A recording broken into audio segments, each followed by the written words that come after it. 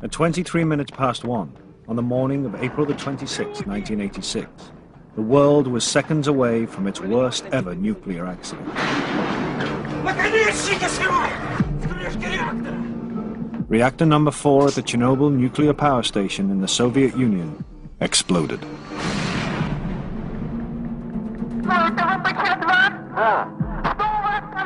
Five minutes later, a phone call, recorded at the time, was the first alert of a tragedy in the making.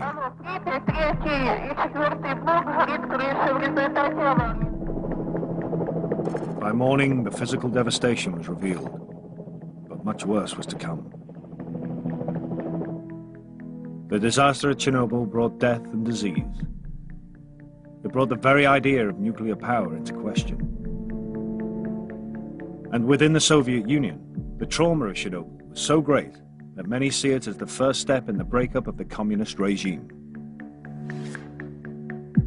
This film tells the story, minute by minute, second by second, of the 1-hour countdown to tragedy.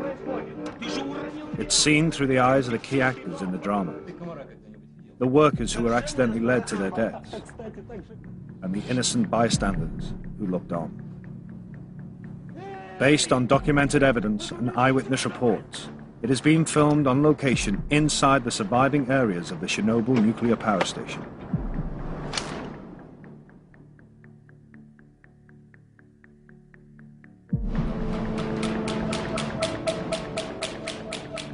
The control room at Chernobyl's reactor number 4.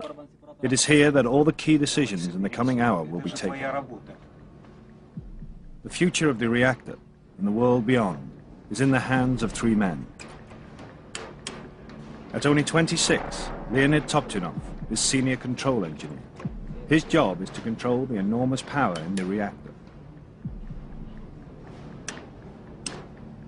17. Alexander Akimov is the shift foreman, the captain of the ship.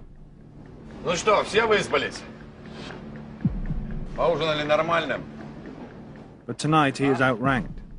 Начнем, пожалуй. Deputy Chief Engineer Anatoly Dyatlov is in charge. Потом. Dyatlov is one of the Soviet Union's top nuclear engineers. He's also a hard man, operating in a harsh system.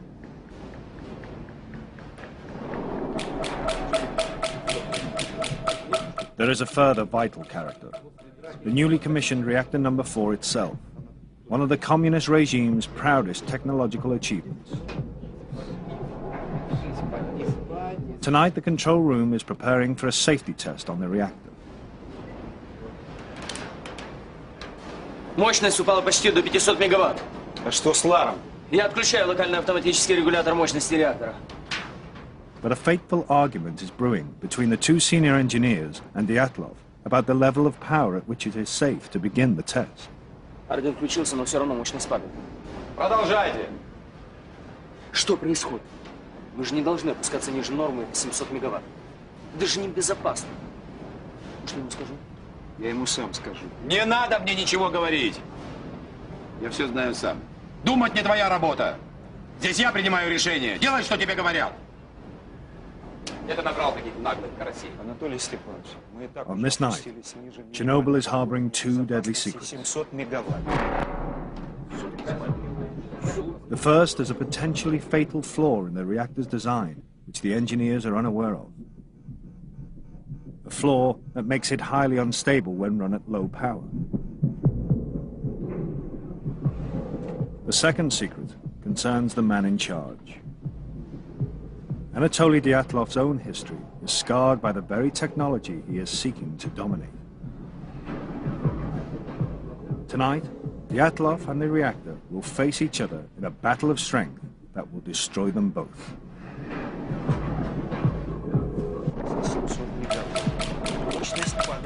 31 minutes past midnight. The argument over the power level at which the safety test on Chernobyl's reactor number 4 can begin grows ever more serious. Анатолий Степанович, мы и так уже опустились ниже уровня безопасности в 700 мегаватт. Мощность падает очень быстро. Единственное, что здесь нестабильно, так это работа твоих некомпетентных людей. The test has been demanded by Russia's atomic energy authorities and stems from the Cold War fear of being attacked that still grips the Soviet Union. few years before, the Israeli Air Force bombed an Iraqi nuclear reactor built by the Russians. Since then, Soviet scientists have demanded tests on their reactors to see what would happen if they came under enemy attack and their power supply was knocked out. But Deputy Chief Engineer Anatoly Dyatlov is deliberately ignoring top-level advice on how the test should be done. The guidelines state that the reactor's power should be between 700 and 1,000 megawatts when the test begins.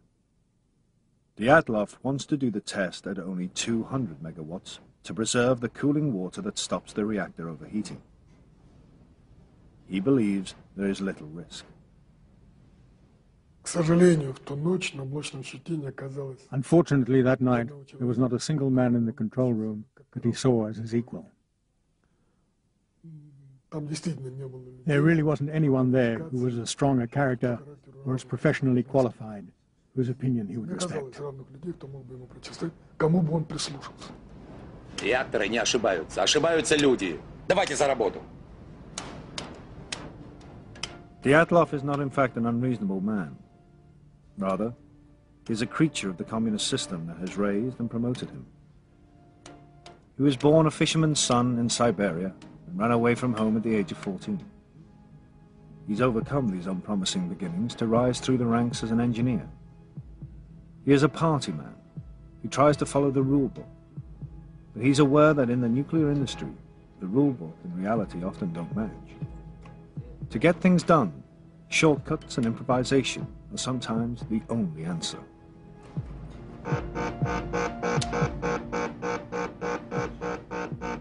Winding the power down has led to it dropping too fast. Что там у тебя?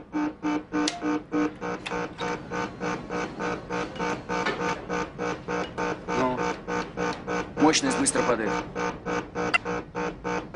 Ты что натворил, идиот? Что ты наделал? Ты же мощность упустил! Это же руки из задницы растут! Да помоги ты ему! Успокойся, успокойся, не суетись. Начинаем все сначала. Успокойся.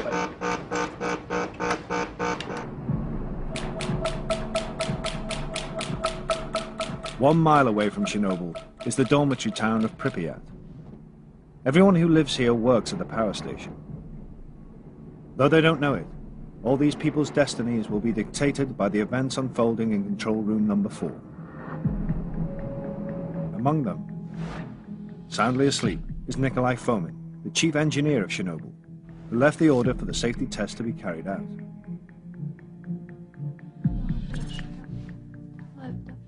A few hundred yards away, Natasha Yevchenko is being kept awake by her 2-year-old son, Kirill. From her window, Natasha can see the lights of the nuclear power station where her husband, engineer Sasha Yevchenko, is working a routine night shift. As he passes through the kilometer-long turbine hall, Sasha's thinking not of work, but of the upcoming May Day holidays.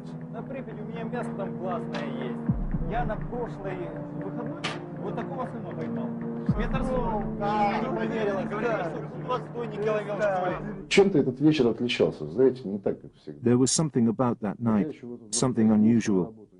For some reason, I got all dressed up. The weather was remarkable, very warm for spring. I went off to work in a terrific mood. But my wife said that all night our son Kirill was crying. She didn't sleep a wink.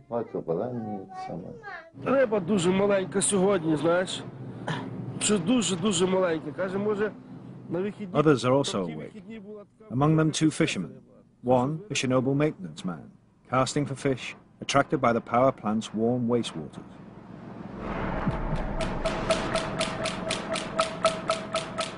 "24 minutes to 1. A new problem disturbs the concentration of the increasingly fraught operators.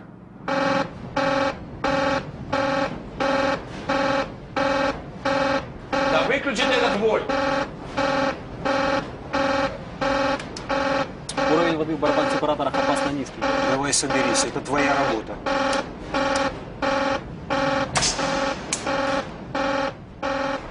Senior unit control engineer Boris Stolyarchuk controls the flow of water through the reactor.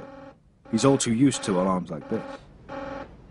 As for the water levels in the separator drums, it was always difficult to control them at low power. All the operators knew about it, so I didn't feel afraid. Then,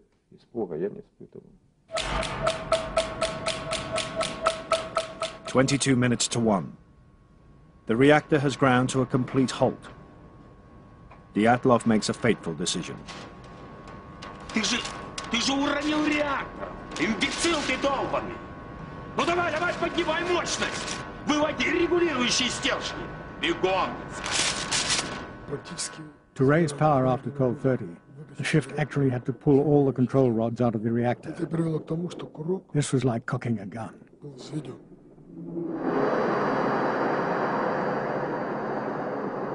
Control rods are the accelerator and the brakes of the nuclear reactor.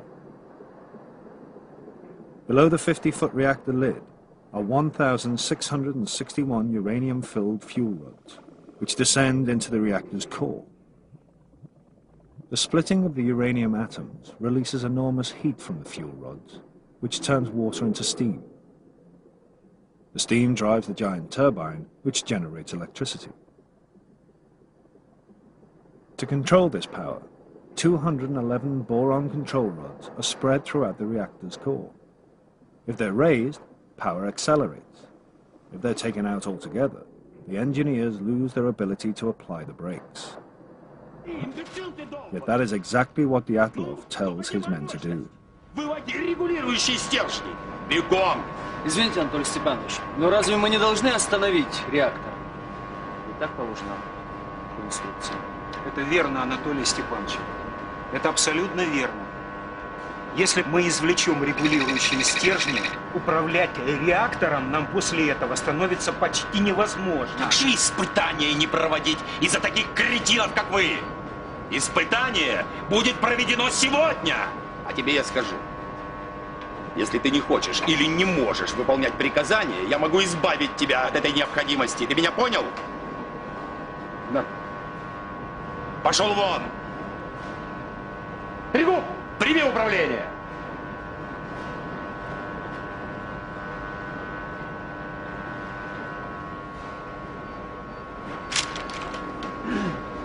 Начал.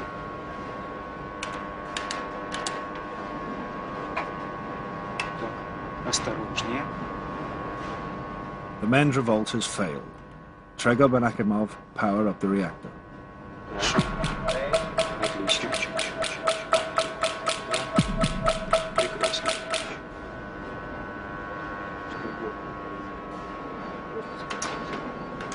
Within 5 minutes, they've got power rising again. Dyatlov has what he wants. Мне удалось поднять мощность реактора до 160 мегаватт. Ладно, передай управление Топтунову. Вперед, вперед. Не уходи, постой с ним рядом. The control room staff have every reason to fall in line. To be a nuclear engineer is a prestigious and well-paid job. They and their families live in the company town of Pripyat. The shops are well stocked. There's a new school and amusement park. Nobody wanted to lose the job, because losing the job would mean losing the flat in Pripyat and going elsewhere to probably some ghastly outpost in Siberia. The fear of getting sacked was a reason why they didn't speak out more effectively when they realized that they were doing something that could be very dangerous. 8 minutes to 1. Another alarm. Уровень воды в барабан-сепараторе опасно низкий. Ну разберись, он не маленький.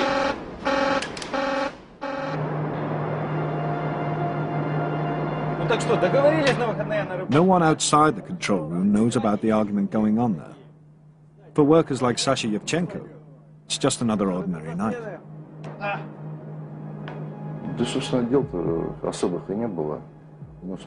There were no specific assignments for the shift. I'd already done one shift, and we all thought the reactor had been shut down. I thought the test had been done on the earlier shift.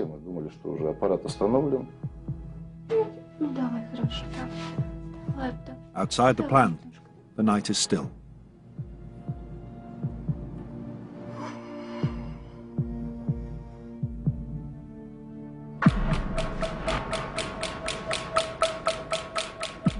3 minutes past 1. After the failed revolt, the control room is now calm too. Мы снова вышли на 200 мегаватт. The men have got the reactor's power to the level Deputy Chief Engineer Dyatlov wants it for the test. Анатолий Степанович, мы снова вышли на мощность в 200 мегаватт. Очень хорошо. Начинайте испытания. Но по регламенту начинать испытания я могу только при мощности в 700 мегаватт. Если вы хотите проводить испытания при уровне мощности в 200 мегаватт, я прошу вас занести это ваше распоряжение в оперативный журнал. Да будет вам известно, что как заместитель главного инженера я имею полномочия изменить параметры проведения испытаний. И я ими воспользуюсь. Продолжайте испытания.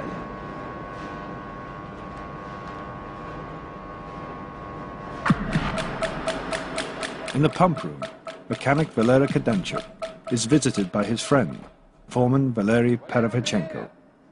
Kadenchuk has less than 20 minutes to live. Я думал, ты сегодня не на смене. А я специально пораньше из Киева вернулся. Ну что, продал машину справа? Ну, по крайней мере, с покупателем договорился. Хорошо, поздравляю. Как говорится, прощаю, Москвич-2140, здравствуйте, Жигули. Отлично. Я думаю, что, может быть, еще останется и на джинсы. Да ладно. Ну ладно, будем видеться, пока. Давай, до встречи.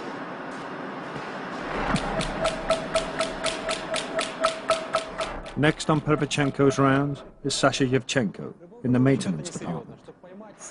An innocent request will lead them back to the pump room near the reactor's core. Сань, мне нужно немного зеленой краски. Зачем? Мне надо обновить маркировку на упаковку. А пойдем, у меня бутовки еще ждут. Да. Кстати, Саня совершенно не разбирается в рыбалке. Кстати, так же, как и ты. На задумке.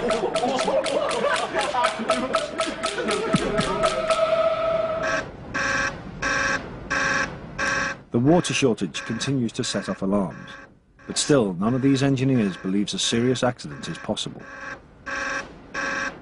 For the top man, Nikolai Fomin, it's simply inconceivable.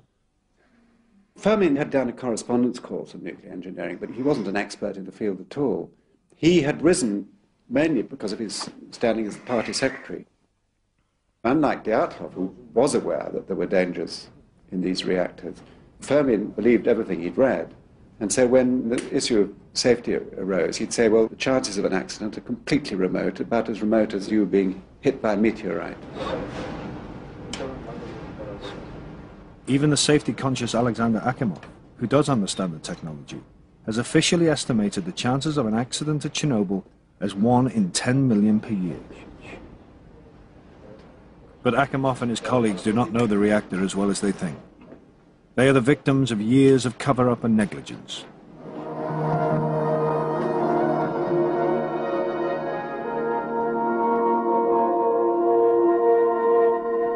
Рабочими буднями стала для нас и одна из республиканских целевых программ «Энергокомплекс».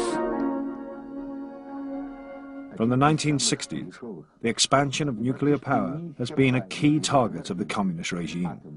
Nothing has been allowed to get in the way. Not even the KGB. These recently released KGB documents show the authorities ignored repeated warnings between 1979 and 86 that Chernobyl had serious design flaws. Chernobyl's director, Viktor Bukhanov, and his senior managers rushed to get reactor number 4 open early, so that they and their party bosses could win substantial bonuses. Safety came second. Bukhanov, the director of the whole power station complex, was always at his wit's end to meet deadlines to build these reactors. For example, the roof of the reactors was meant to have been built with fireproof materials, but these fireproof materials didn't exist. The roof had to be put on, so he used combustible materials. Accidents were common and hushed up. The very tests being done on this night should have been carried out before reactor number 4 was even opened. Now, at Chernobyl, all these chickens are coming home to roost. Something deadly serious is happening in the reactor's core, that no one in the control room is aware of. The few boron control rods still in the reactor are only partially inserted at the top, so power is building into a hotspot at the bottom of the core, where the sensors don't always detect it. The reactor is now an invisible ticking time bomb.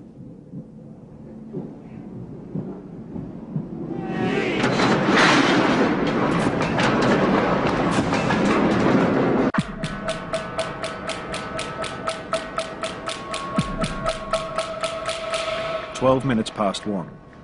The growing pressure inside Chernobyl's reactor number 4 is matched by the pressure within the man controlling the night's events, Deputy Chief Engineer Anatoly Dyatlov. Dyatlov remains determined to push through the safety test, despite the opposition in the control room. One reason may be power station politics. Dyatlov is in trouble with the local Communist Party for being rude to his workers.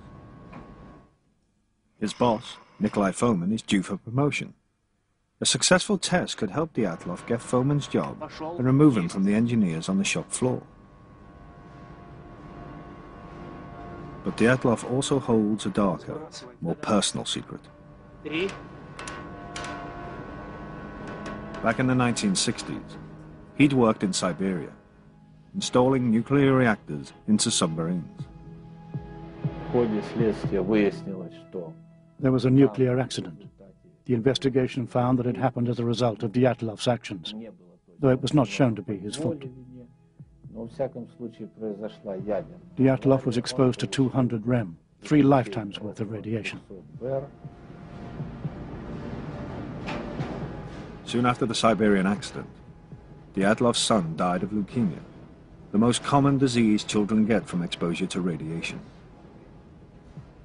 It is said the tragedy changed him, made him more driven, more willful. Tonight, his will is set against the very nuclear power that may have taken his child.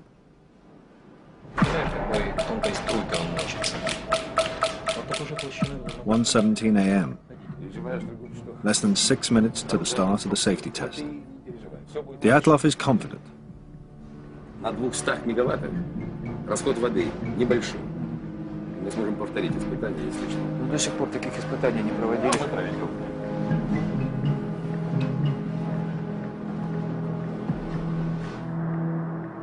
But the hotspot continues to build unseen at the bottom of the core.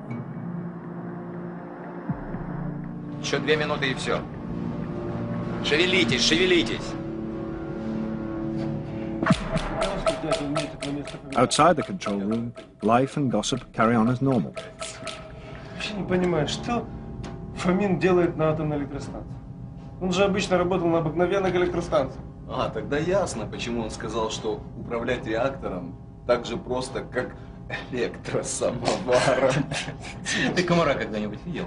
Ну. Когда представляешь, какой тонкой струйкой он мочится.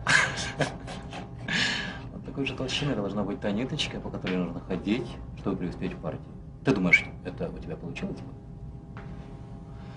Тогда, наверное, надо оставить эти разговоры. А то сибирские комары загрызут.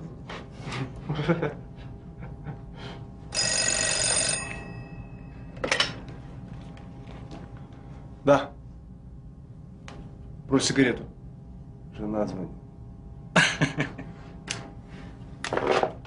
Да? Да, хорошо, сейчас буду. Держи. Вернусь, докурю. Дятла вызывает срочно. Смотри, чтоб дятел не закрыл. А он таки закрыл.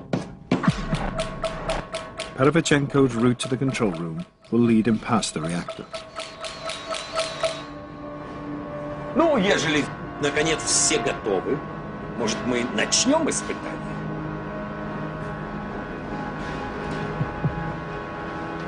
Запишите все параметры испытания турбогенератора. Мы начинаем.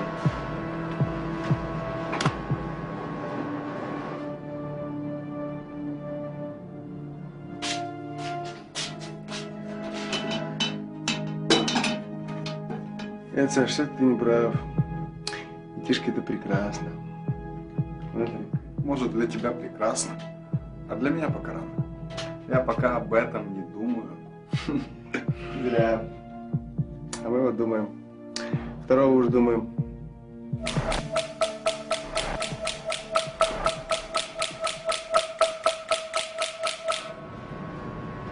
Включить 2 резервных насоса. Включить 2 резервных насоса. Резервные насосы включены. Хорошо. Ну что, Александр Федорович, начнем испытание.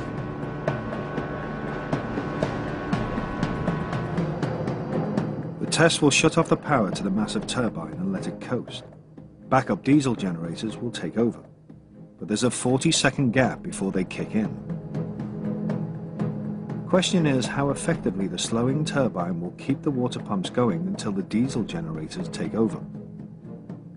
Without that water, the reactor could boil dry like an immense kettle. But to Dyatlov, who continues to have no idea of the hotspot that has already built up, the risk remains purely theoretical. The power to the turbine is turned off.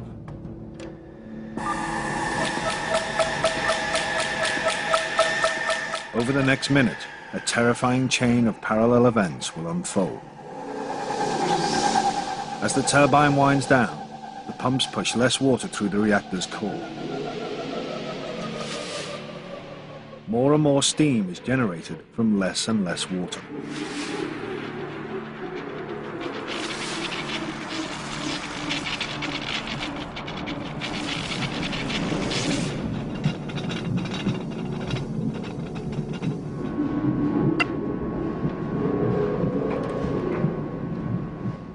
Steam pressure builds at the core's invisible hotspot with every passing second.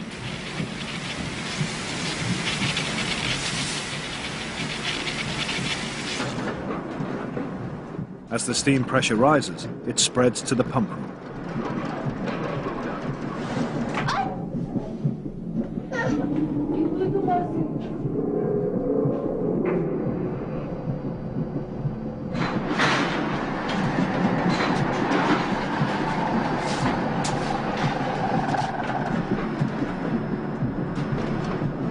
Perefchenko enters the huge reactor hall directly above the reactor's lid to see something never witnessed before.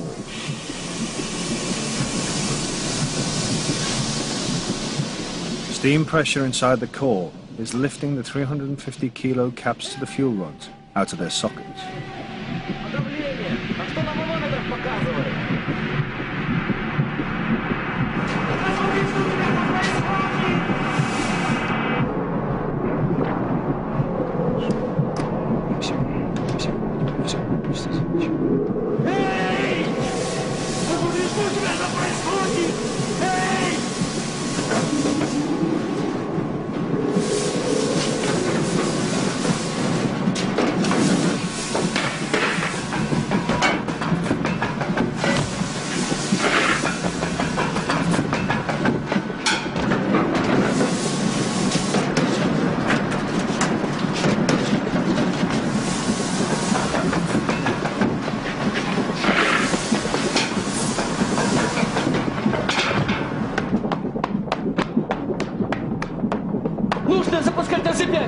Произошел резкий скачок мощности.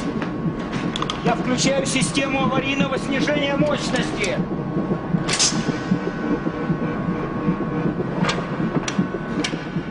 Pressing the emergency AZ5 button automatically lowers the ball and control rods to reduce power, but it has an unforeseen and fatal effect.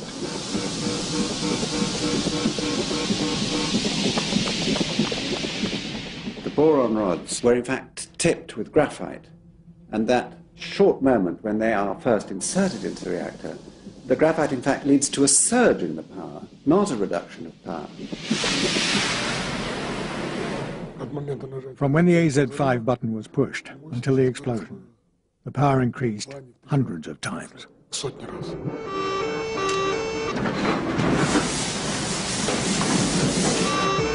Акимов, что там у тебя? Акимов! Это не у меня, Анатолий Степанович. Что происходит? Это у Столярчука.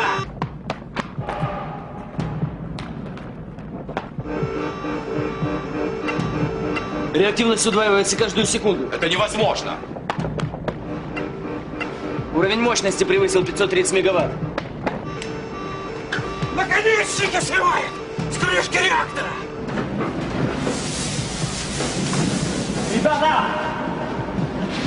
Ребята! Люди! Котик дома. Котик. Интересно.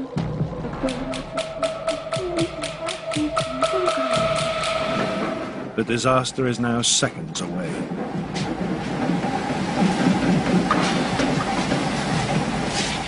Steam pressure at the reactor's hotspot can't be contained.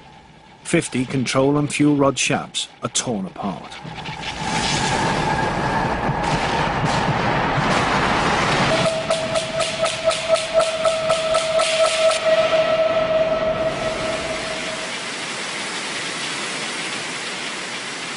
Power rockets, turning the whole reactor into a volcanic steam pressure cooker.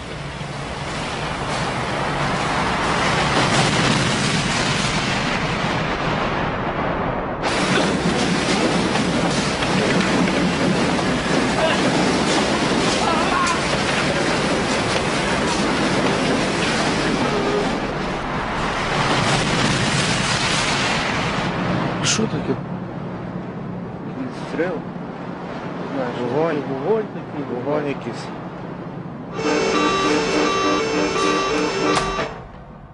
Куда делся свет? Нет, что случилось? Пропало питание! Это что? не Это у тебя опять! Что происходит? Посмотри немедленно! Куда смотри? Сбегай к Столярчуку! Куда энергия девалась? Что случилось? Никто не знает. Почему света? Скорее, скорее, скорее, посмотрите все! Посмотрите на пульт. Что показывают датчики? After the first explosion, I thought the problem was a hydraulic blast in the deaerators. I wanted to try to switch the setting to compensate, but then the second explosion happened. Seconds after the first blast, we heard the second, a massive explosion. I didn't know what it was. We only felt the blast wave. It smashed my door.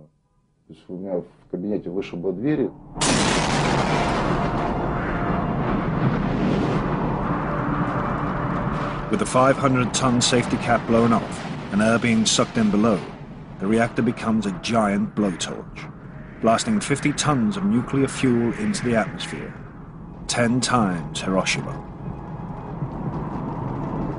700 tons of radioactive graphite are blown around the plant.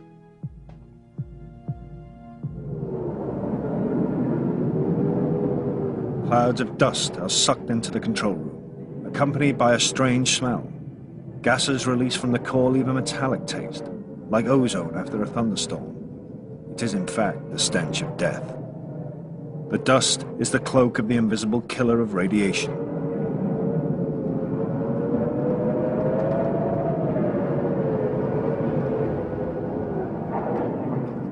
The control room operators are far enough away from the reactor's core to survive the explosion, but some will wish they had not. Many will face days, weeks, even years of agony as radiation burns them to death from the inside.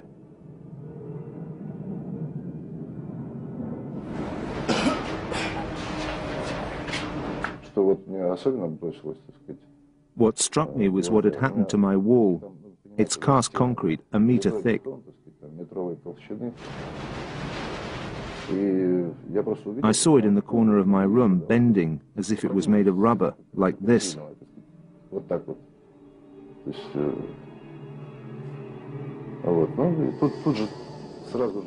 It got dark immediately. The lights went out. Steam wrapped around everything. Dust, steam, darkness, and a horrible hissing noise.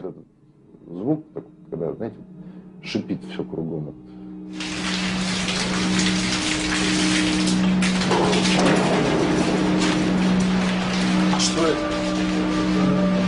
Война. Я пойду к себе на пост.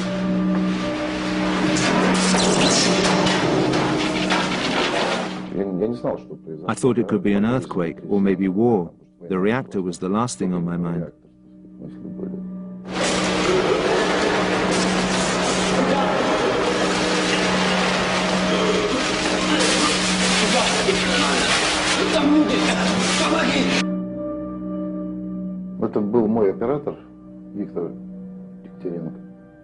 That was my operator, Viktor Dektorenko. I only recognized him by his voice. His face was burnt, all covered in blood.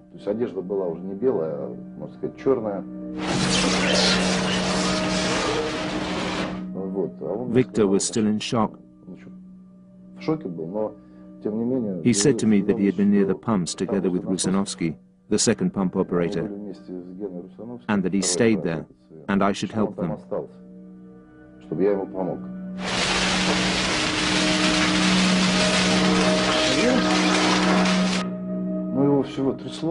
When I reached him, he was shivering.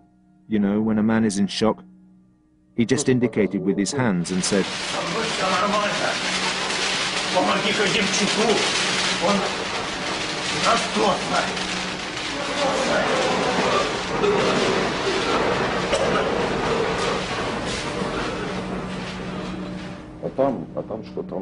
but what did I find? Ruins, that's all I saw. If he had been there, he would have been buried under the pillars.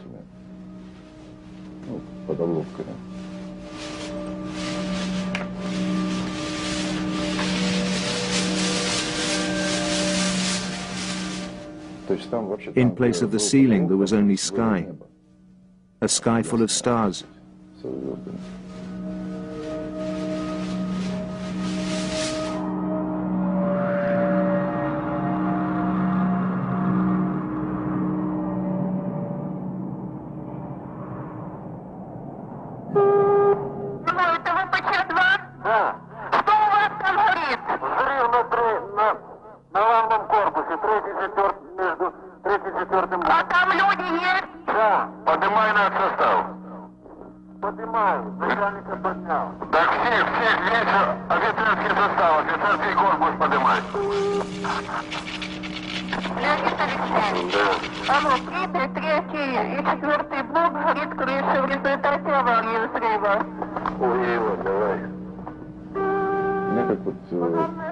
At 3 a.m. I was vomiting violently. It was the first sign of radiation sickness. At 6 o'clock I couldn't even get to the first aid post by myself. They helped me there, put me in an ambulance, and took me to the medical station.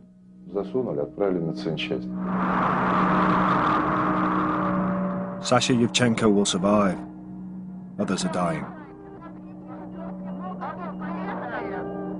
The radioactivity pours out of the reactor to be blown across Belarusia towards the heart of Europe. The real nightmare is still to come.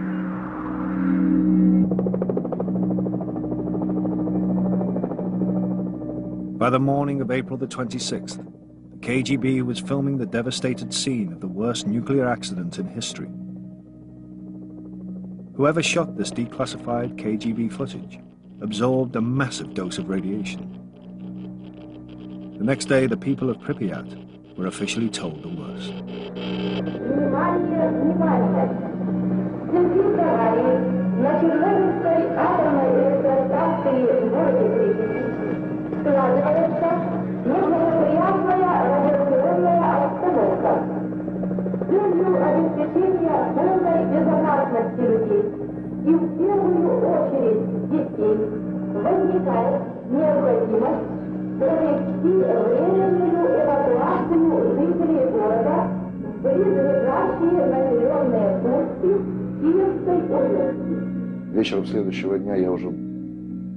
The following night I was taken to Moscow by plane. Only 5 people survived from those who were on board. Then my family was evacuated with the entire city.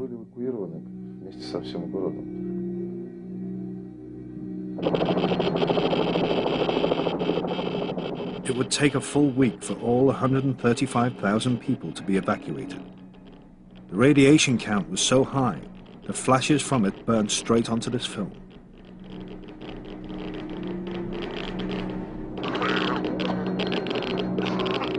A 30-kilometer zone of exclusion was declared, a zone frozen in time like a modern Pompeii.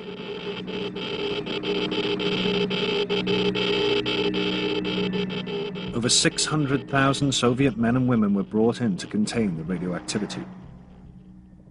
They worked in hellish, often chaotic conditions, with extraordinary bravery in order to safeguard the rest of the world. Many of them had no protective clothing whatsoever. Everything they touched burned with radioactivity.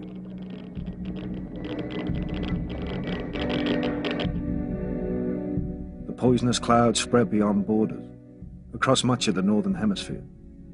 Washed into the earth by the rain, the radioactive dust lives on in plants, animals, and human beings.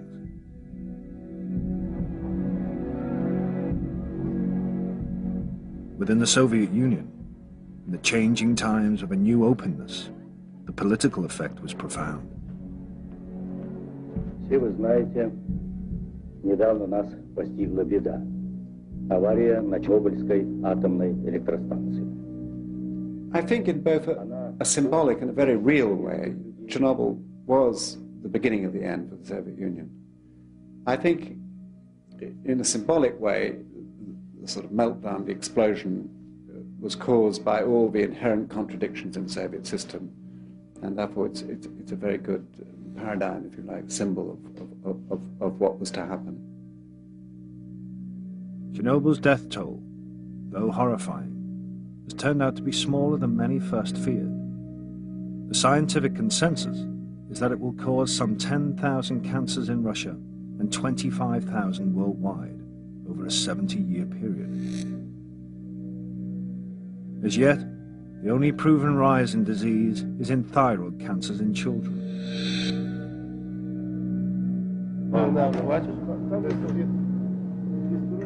It is in individual human lives that the cost is most visible.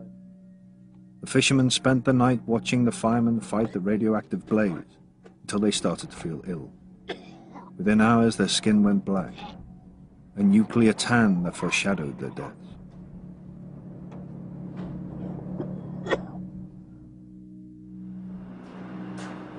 "30 workers, including fire crew on the site, died from acute radiation poisoning.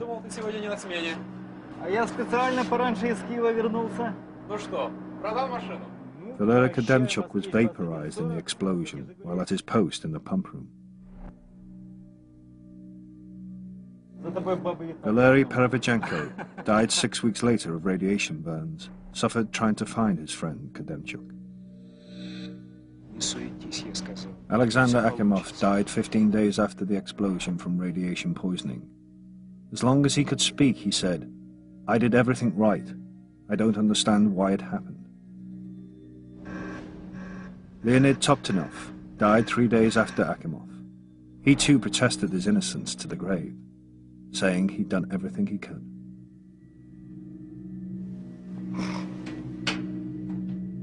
The chief engineer of Chernobyl, Nikolai Fomin, was sentenced to 10 years hard labor, but was soon released due to a mental breakdown. He's now said to drift in and out of lucidity. Miraculously, Sasha Yevchenko survived, as did his wife Natasha and their son Kirill. But that night lives on in his memory and in his body. I had 15 skin graft operations in the first year. The burns didn't show themselves at once. They appeared after I got to the hospital in Moscow. They ripened. When I was in the recovery unit, my skin was all black. When they pulled back the sheets, my skin peeled off like Xerox powder.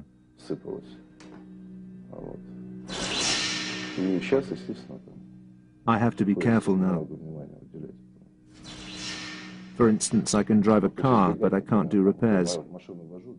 I can't touch petrol or oil.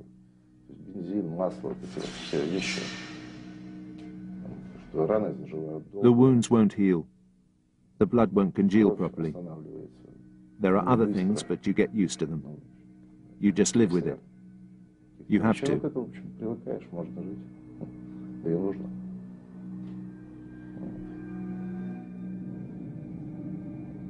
Anatoly Dyatlov received a massive 390 rem of radiation.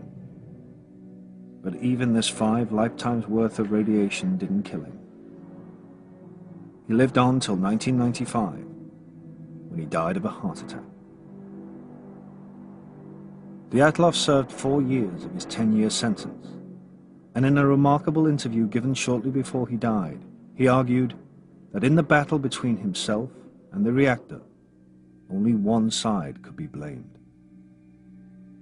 Реактор был негодным к эксплуатации.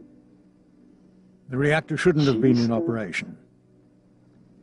По вине Института атомной энергии. The real blame lies with the atomic energy authorities. С таким букетом. Not having the correct documentation when and where it was needed made the explosion of the reactor inevitable.